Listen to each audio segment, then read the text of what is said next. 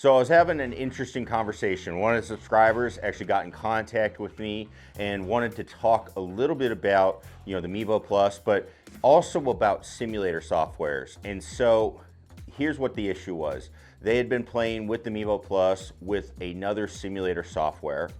And when they played, they felt like, all right, hey, I learned how to hit shots and I did this and I did that.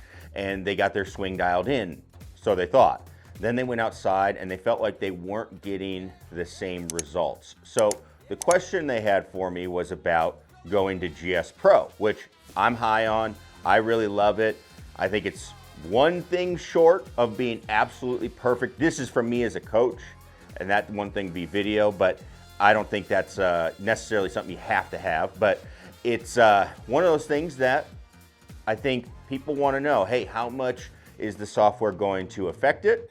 So what he proposed that we do is we hit some shots, we plug that into the FlightScope Trajectory Optimizer, which if you're not sure what that is, it's a software that you can get onto online. It's just online and you plug in the numbers and it's gonna give you an idea of what that shot looked like. I think it's more for if you're using something you can't really see the flight right off the bat. But anyway, wanted to see how that would compare. What GS Pro does compared to what FlightScope says it would do. So we're gonna do that. Let's get to it.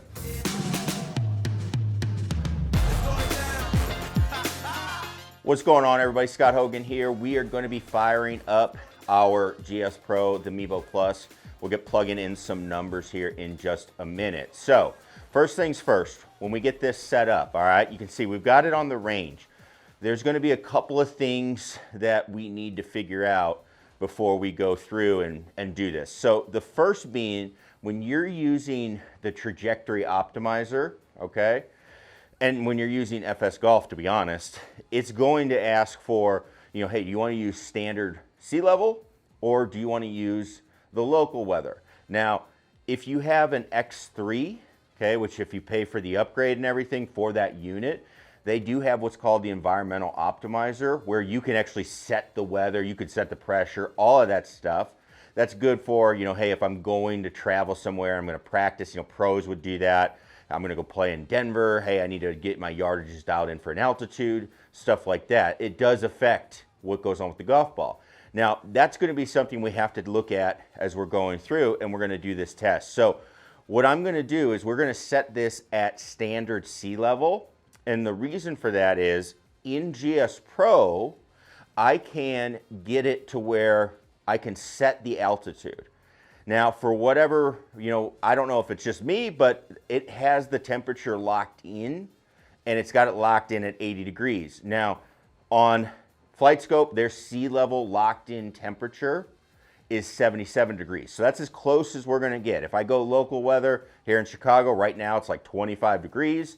That would affect how the ball flies. So we don't want to do that. So we're going to have to try to get it as close as we can, and then we'll go from there. Some other things that we got to think about when we're doing this test. We're going to have to think about, all right, what does the ball do? Where is it sitting? All of that stuff, right? What is the grass? Because what ends up happening with the simulator softwares is they take the data, they take the raw data from the launch monitor, and they input it and put it through their system. I don't know the technical terms for what you would call it, but essentially it gets run through their system and then it gives you a shot, okay? This is how they do it with all of them. So, they're gonna put in some factors that go along with the game that you're playing. Hey, where's the course at? What's the altitude? What is the lie you are on? What ground are you on? All of that stuff. That's one of my favorite parts about GS Pro is I think they do a really good job of that. When you have a ball that is below your feet, that ball is going to take off right for me, for a right-handed player. That's what you're typically going to do, and you have to think about that stuff. I think that's really, really good practice for people that are trying to get better when they play outside. But we have to keep that in mind as we're going through. The other thing we have to look at is wind. I'm going to turn the wind off on both because if you're hitting downwind, ball would curve less. If you were hitting into the wind, the ball would curve more, okay? Air density, I'm not gonna be able to change that on GS Pro. We're gonna kind of hope that it's pretty similar, but the real idea here is I've been playing it. If you watch our Sunday rounds, I'm going to do a few more rounds as well. If you watch those, when I hit a shot, I usually call it before it gets on the screen. Like, it's doing what I think it's supposed to be doing. Like, if I pull it, I'm like, oh man, that's left. And there it goes, And if I hit it right, oh man, it does what I think it should do. But let's take a look and see how close they really are, because people are wondering. All right, so let's get into our settings here really quick. Settings. We're gonna make sure we've got everything going how we want. No wind, okay, that's good. Let's go to the game. 0 altitude. I'm gonna leave it. We'll leave it off the launch monitor carrier right now. We're just gonna leave it at the standard settings that, everything comes in. I don't wanna mess with too much, because again, the point is to see how close they are, okay? Again, 80-degree temperature, I can't do anything with that, so we gotta leave it, which it's only 3 degrees, it shouldn't be that big of a deal, okay? So, from there, I think we are ready to go. We'll just save that up. We're gonna just hit some shots. So what I'm gonna do is we're gonna start with, I'm gonna go with like an 8-iron, we'll go with a 5-iron, we'll do a 3-wood, and then we'll do a driver as we go. And then on the optimizer, as we look at that, I've got that loaded up on the iPad. It's just a web browser thing. You can do it on a computer and everything as well. You can see what we've got. There's just a few parameters. Now this is for the golf ball, right? So I've got the wind turned off, and you can see it wants to know your vertical launch, ball speed, horizontal launch, and the direction. Surface type, I'm gonna leave it at medium. We'll kind of see if we need to adjust that. I'm not really sure what you would categorize it. That's another thing you would have to kind of look at, right? Is, all right, what's my settings as far as how are the ground conditions? They call it normal. So we'll go with medium, right? Both in their normal ranges. And then we'll need the spin axis to the left. So I do have on the bottom down here, I've got the FlightScope data screen. This is the data you get from the launch monitor, essentially. Then they take it into the game. So I'll be able to get that from there. And actually, I can get all the numbers from down here too. These are the numbers that they are taking from the launch monitor. I'll plug them in, show you what the shot looks like here, and we want to see if it looks the same up here. Okay? So, let's get to it.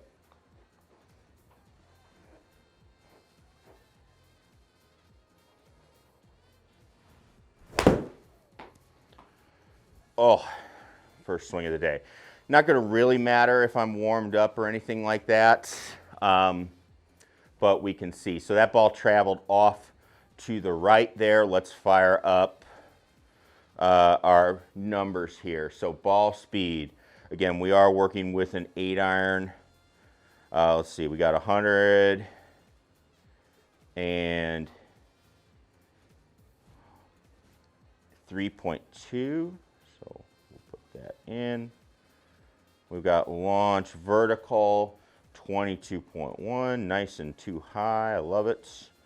Launch horizontal, 3.3 to the right. So it's a positive number, okay? It's a positive number, which is telling me that, that's what you're gonna get. It's actually not letting me put in a decimal, so we'll keep that, we'll just round it then. 3.3. Let's see what we got on spin, 64.53, so that's a good read. And then spin axis, 3. Yeah, so it doesn't let me do decimals, which is interesting, but that's fine. So you can see I accidentally hit that twice, but here is the shot that we have, okay? So 136.7 carry, again, slightly colder weather. We got 140 on GS Pro, so about 3 degrees difference. Again, also less spin axis. So let's do this. Let's go, because I think that decimal is kind of important, to be honest, if I had to pick. Because that's more spin to the right, that ball is going to be less. So let's just try it. Okay, so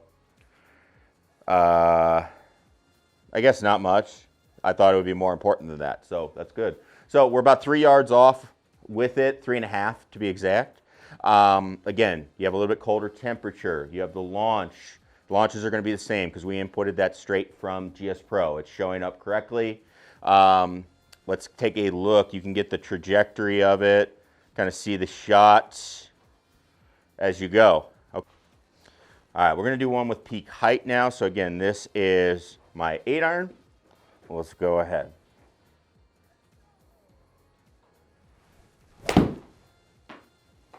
And I really tried to draw that one. I wanted to see a draw.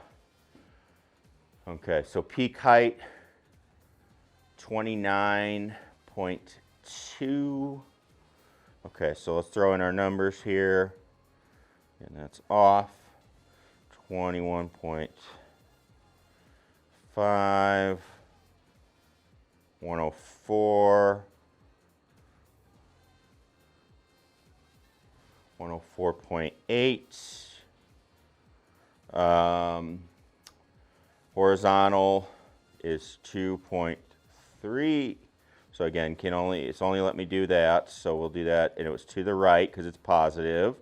Spin axis is going to be, it's -5. So that will be to the left. Probably a little easier if you're not doing this on an iPad, I would say, but you know, what are you going to do? That spin, 6160, makes sense. I hit more of a draw, so you should have a little less spin on that ball. So 6160. Let's see here. We've got 140.6. We've got 143.7. So again, right around 3 yards.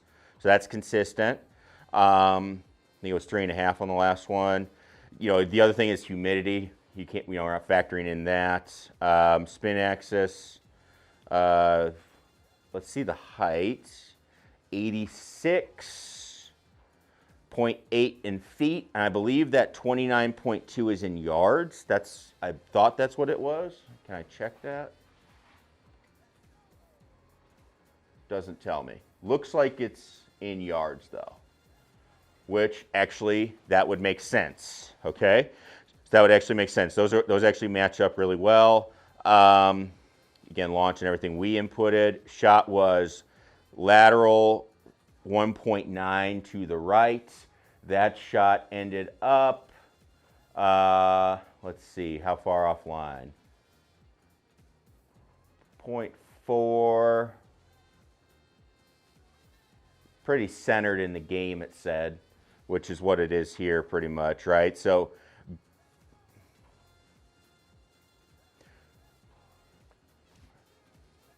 what it has here, it does have a little bit more of a draw, where on this it's saying I was finishing about 3 feet right of the line, whereas this is saying it's finishing pretty much on the line, okay? So again, if the ball is traveling a little further and it's curving back to the left, it would have that opportunity to travel back to the line, okay? So the difference, the slight difference in yardage there is probably where you're seeing a little bit of those differences, but it's pretty close. I mean, within 3 feet is to me is excellent. So that would be all right with me. All right, 5-iron. Here we go. Let's see what we get.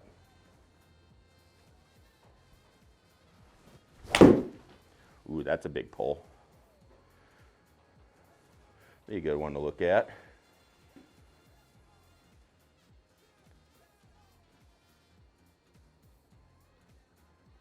Now, offline game, actually, I'm realizing it's not showing anything. Probably because I don't have a target. So 16.9 left for the raw data. Let's see. That's what they're getting. Let's go ahead. Let's throw that in. 14.2. 120.4. We're going to say it's 2, but this time we are to the left. 4330. Spin axis is 8 to the left. So 7.9, rounding up to 8. All right, so there we go. It says 175 carry. This says 177 in the game. A little more roll. They're saying 11, so they're saying 11.6 left, 16.9 left on the game. Again, this ball is rolling. We've got 16 yards of roll versus only 4 yards of roll. That's the differences in the surfaces. You know, I could set this on firm. Honestly, I don't really worry about it that much because you're going to adjust to whatever surfaces you're playing on. So we've got that. So again, I think it's pretty close as far as where that ball is landing and where you've got it as you're going through. So yeah, looks really good. Now one more test, because this is always the one that people are, you know, saying, or this is all that. We're going to look at the driver. Well, that was hit terribly. But why not? Let's try it. Let's see it. So I guess the worse the better on this, because we can really see what's going on. Man, that club face is closed. And you don't hit it very good. That's also not a good sign. All right, here we go. Let's do it. 149. So at one point I was hoping to get to 170 ball speed. Man, that's bad. It's depressing, actually. Put it in the wrong spot. 149.8. Launch 8.7. You can see I didn't launch it very high. So that's also 2. 21. And is that what we got? All right, cool. All right, so we got 225 carry, 229 carry in the game. Shot offline, 27.5. They have 45 offline. Again, you're looking at only 5 yards of roll. This ball curved a lot more. Let's take a look at this 3D model of that shot. So you can see it definitely more drastic on the GS Pro. Definitely more drastic on the GS Pro. To be honest, I felt like I hit that really bad. Like that would not be a good drive. So I would tend to lean that was more like that. That's my thought as we go. So just a thought there. Okay, new spins. Here we go. Distance not too much farther, not too bad. Lateral 24. Honestly, it didn't change a whole lot other than a little more rollout on the flight scope here. I also hit it into the rough, so that ball wouldn't have rolled more. Height 57. That says about 63, so a little more height in the game. So let's do that. Let's try it again. Let's see if I can hit one better. All right, I hit that one a little better. Not great either. It's not like my best, but you're going to see a high backspin because I hit that one high in the face. All right, let's take a look. 13.7. I do like launching it more like that. You can see the ball speed dropped because I didn't hit it very solid. I got it high on the, like a little too high on the face, so that's not good. Launch horizontal, that's 1 to the right. 3.9, which is 4. To the right, and 30, 80. Okay, cool. All right, so what do we have? 235.5 carry. So that one's about 5 off on the carry. Again, that's been consistent. A little more carry, a little warmer temperatures in the game. Okay. What do we have? 8 yards to the right. They've got 12. Again, more rollout. We've got 19 yards of rollout on the game. Okay. And yeah, it's about what we've got. Let's take a look at that model. Pretty close, pretty close. So again, I think the better you hit it, the better you're going to get numbers and reading. I think that's true for all launch monitors. There's always some window of, all right, hey, we need an acceptable shot to measure. But yeah, that looks pretty good. Peak height, I guess that's the last one we can look at, 36. So you times that by 3, that would be 90, 108. So a little lower on flight scope. Again, ball's traveling a little farther in the game, so you'd have to look at that. But anyway, so the whole point of this, right, is we're trying to figure out, all right, what data, again, I think a lot of people have doubts about what the data is and what it does and all of that. If you're not used to this, and again, I've been using launch monitors now since about 2011, and it's something that you do have to work your way into, like trusting them and saying, oh yeah, you know what, this is what happens. I get it all the time where people will say, oh, this isn't right or this isn't right. You just saw as we were doing this, you got to hit the ball reasonably well, right? You got to hit the ball reasonably well to get good reads. That's first and foremost. So like if you're having like questions about, hey, I'm not sure if this is working or if this is happening, make sure you're hitting the ball somewhat close. It doesn't have to be perfect. That one wasn't perfect. The other two were pretty poor. Hit, I can actually see them. They're here. Like I almost missed the thing, right? Like that's beyond the point of any gear effect or any of that stuff. Like that ball is just going to be bad, okay? So you have to hit the ball reasonably in the center of the face. Now, I would work on that. Now, as far as the games go, now, as far as reasons why, hey, it's doing this, but then I get it dialed in here, and then I go outside.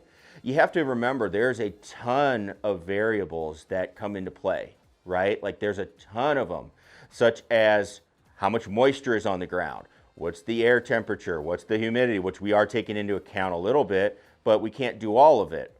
We also need to look at what is your slope. Is your tee box dead level? This is level. Is your tee box dead level? I know where I play, they're not always level. Is the ground you're hitting off, is the grass perfect where you're going to make perfect face contact? Are you going to get just the smallest piece of grass in between it? So I think the biggest thing is you're trying to get a general idea of what you got going on. The biggest thing I work with people when we're working with launch monitors, we're working on getting a general control of the ball, and then we're really trying to understand how far we carry the ball, right? That is what you are trying to do if you're trying to get better and play better when you go outside. So that's the big thing. Do I think you can play in the simulator and see how your shots are going? 100%. There was nothing in there where it's like, man, it's doing the exact opposite or it's doing this or doing that. If anything, it's just making your shots have to be a little bit more perfect on the simulator. Like, hey, again, we were seeing a little bigger curve than what we were getting on the flight scope. So there you go, right? Like I think GS Pro is doing a great job with it. And this is more about what they're doing with their software. So I've been high on it. I love it. We're going to be doing more with it. I think they've really nailed it. I know some of my friends that have now upgraded and got this software with their launch monitors love it. It's just been a really good, thing to have. I really have enjoyed it. So if you have questions about it, you have questions about anything going on with just testing out the data, let me know. Again, this was requested that we do this, kind of show what's going on with the softwares. Again, it's about kind of interpretation of data, how data gets inputted, plus all the other factors that they're trying to put in to make it a realistic as possible simulation experience. So you got to remember that. And to be honest, when you're playing, if you're playing real golf and you're fretting about 3 to 6 feet, or it's overdrawing 3 yards, and you're not making adjustments on the fly, I think you're going to have to work on that, right? That's something we definitely work on, and I think it's something you should look at as you're going through. But we want it close. We do want to be able to kind of build some confidence. So I think they've done a great job. And yeah, I can't wait to play it. I'm excited to get around in here. We might do that right now. Got it fired up. So thanks everybody for tuning in. Click that subscribe button if you're not a subscriber already. Make sure you check out down below. We've got all the links and everything down below. And then we also have our coaching and everything. Make sure you check that out for the holidays. We'll see everybody in the next one. Peace.